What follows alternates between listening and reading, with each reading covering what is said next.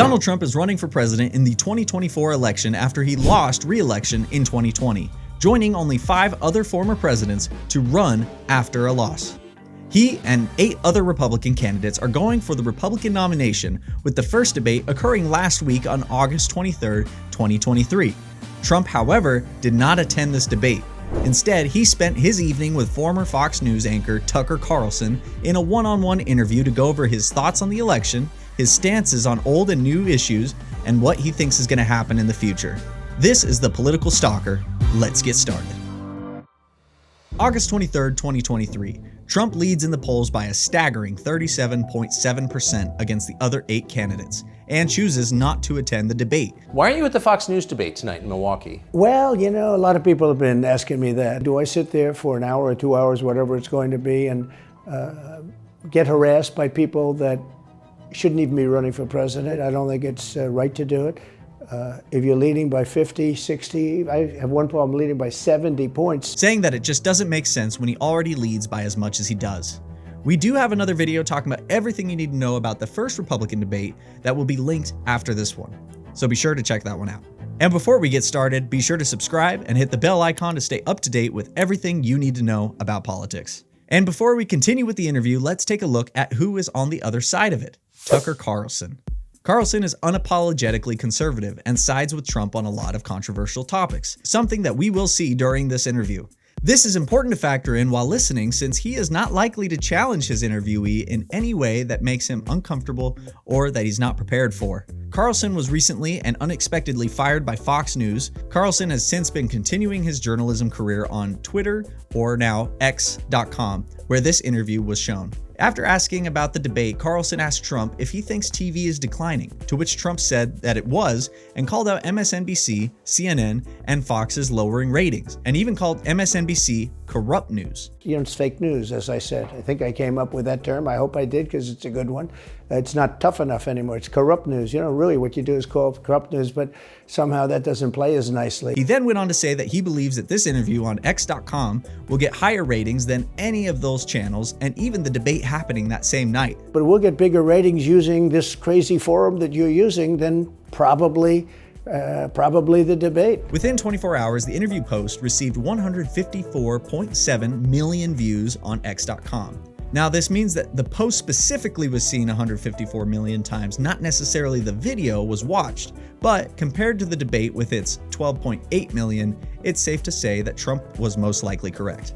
As usual, we will not be sharing any of our own opinions in this video, though it will be full of opinions and biases of the people in it. Our job here at The Political Stalker is to present you, the viewer, with those opinions and biases as they were presented to the world, with the hope that you will develop your own opinions for them. In fact, please leave your thoughts and impressions with us in the comments below. We'd love to hear from you. Back to the video. Trump pointed out a couple of people that he thought shouldn't be running for president, including Asa Hutchinson and Chris Christie, saying that Hutchinson was weak and pathetic and nasty. He's weak and pathetic and nasty always, and has been. While calling out Christie's low approval ratings and called him a lunatic that was only coming after Trump. And he runs solely on the basis, oh, let's get Trump. He's like a savage maniac. He's like a lunatic. As of the time of the interview, Christie's polls have him at 3.4%, with Hutchinson at 0.7%. Carlson then changed the subject and asked Trump if he believes that Jeffrey Epstein actually killed himself. Do you think Epstein killed himself sincerely? Just for a little background, but without getting too graphic, Jeffrey Epstein was a sex offender responsible for sex trafficking and developing an elite social circle of people who participated. He had many ties with celebrities and politicians, including Donald Trump and the Clintons, though it's unknown which of them participated in this trafficking circle.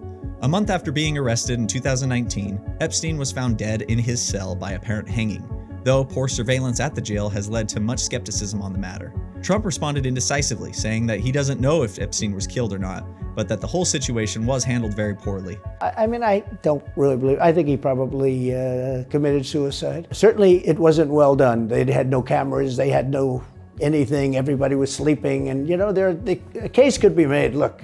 Carlson confidently responded that Epstein had certainly not killed himself. He knew a lot on a lot of people. He was killed. You think so? I think the closer you look, I'm not a conspiracy person at all. To which Trump admitted that that was definitely possible, but that he also believes that he very well could have killed himself. A case could be made either way. Carlson then brought up the possibility of people growing violent towards Trump, citing the growing animosity despite his rising popularity. Trump was quick to point out that there are a lot of Democrats who are good people, but that there are others who are sick and hate our country. He stands by his belief that the election was rigged and that he unjustly lost, and called out Joe Biden as the worst president in the country's history. Crooked Joe Biden is so bad. He's the worst president in the history of our country. Trump also said that he isn't sure Biden will even make it to the general election in November, pointing to his poor mental and physical health. I don't think he's going to make it to the gate, but you never know. But you don't think he's going to make it to November of 24? Well, I think he's worse mentally than he is physically, and physically he's not exactly a triathlete. Trump believes that the war in Ukraine would be quick and easy to fix, though he didn't explain how he would end it. But that had he been president, it never would have started. He mentions his relationship with Kim Jong-un, President Xi, and Putin as having been very good, and that they respected the US with him in charge, and that he had prevented nuclear war with North Korea. He also pointed out that he killed multiple terrorist leaders, including the leader of ISIS, while in office. The two then jokingly remark on Kamala Harris, and Trump comments on her as being weird, and how if Biden doesn't end up running, then they'll likely find someone else to run. That would make Kamala Harris the candidate? Well, not really. I don't think that other people would stand for it. But She seems pretty senile too. she speaks in rhyme. It's weird. And In rhyme? What do you... well, the way she talks, the bus will go here and then the bus will go there, because that's what buses do. And it's weird. The whole thing is weird. And if you'd like to see our video on everything you need to know about the Democrats and the 2024 election, then be sure to subscribe and hit the bell icon, because that video will be coming out next. After the two aired grievances with the 2020 debate moderator Chris Wallace, Probably not a friend of yours, Chris Wallace. He was the moderator. Not a friend. I said, why is it he wants to be Mike, but he doesn't have the talent? It's one of those. Big little man. He wanted to be his father, but he didn't have the talent of his father was great. His father. Trump expresses that he feels he would beat Biden in an election due to Biden's current track record, but believes that if he were to run against someone else like Gavin Newsom, the governor of California, that he would also win because of his track record, specifically calling out the current state of San Francisco. That was one of the greatest cities in the world just a short while ago, and now it's very sad when you look at it. Trump feels confident that the American people see the indictments and impeachments as attempts by Trump's enemies to remove him from the White House, and that they hold no merit, citing his growing poll numbers every time something new comes out against him. He calls out the left for destroying our country, saying that they cheated to get Biden into office, they don't require voter ID, and they force people to buy electric cars even though the parts are all made in China. He claims that they use mail-in ballots to cheat, and they enforce a number of bad policies like open borders and high taxes. When asked about former Vice President Mike Pence, Trump expressed his disappointment towards Pence for his handling of the 2020 election. In my opinion, Mike Pence had the absolute right to send the votes back to the legislatures. Saying that while he as vice president had the right and opportunity to send back certain suspicious votes for further review, he didn't. I was very disappointed in him. And while he was disappointed, he did point out that it was likely because Pence received some bad advice, of which he did not elaborate further. I think he got very bad advice. I really do. He did go on to say that those who stole the last election are going to try and steal this one, whether it be from him or any other Republican, though he was sure to exclude DeSantis as he believes the Democrats don't see him as a threat. DeSantis is out. I think he's gone. So he was at a level. People have figured him out. He's gone. But if somebody else got in, other than me, they'll go at him just as viciously as they did me. He hopes the American people see what he considers to be a fraud. It's a lot easier because I'm so high in the polls, because it means the people get it.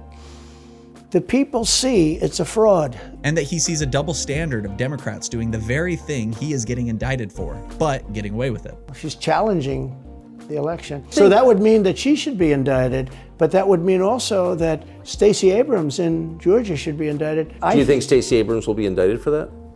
No, of course not. She won't be. The Democrats don't get indicted for things like that. Carlson then asked what is Trump's #1 priority if he gets back into office, to which Trump responded that the border was his priority and removing all illegal immigrants that are breaking the law in our country. Number one is a border, and taking hundreds of thousands of criminals that have been allowed into our country and getting them out and bringing them back to their country. Finally, Carlson asked Donald Trump if he believes we are heading for another civil war.